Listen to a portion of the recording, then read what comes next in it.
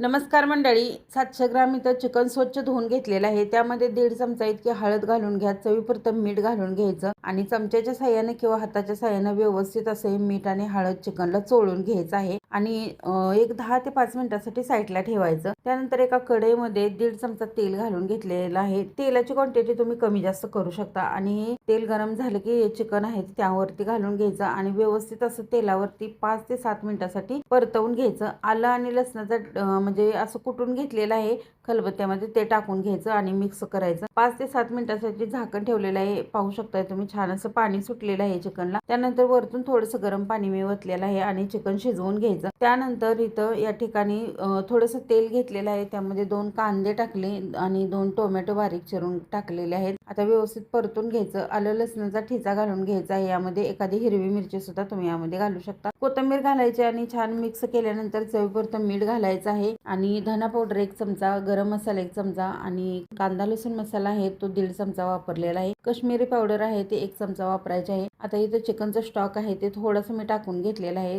जो मसाला आहे तो खाली करपत नाही आणि शिजलेले चिकन यावरती सर्व टाकून घ्यायचं. थोडंसं खोबरं आहे ते भाजून वाटून घेतलेलं आहे ते सुद्धा यामध्ये मिक्स करायचं. वरतून कोथिंबीर घालायची. चिकनचा स्टॉक आहे थोडासा घालून अगदी ज्युसी असं चिकन आपलं तयार झालेलं आहे सुक्क. तर तुम्ही नक्की एकदा ट्राय करा आणि कमेंट करून सांगायला विसरू नका. धन्यवाद.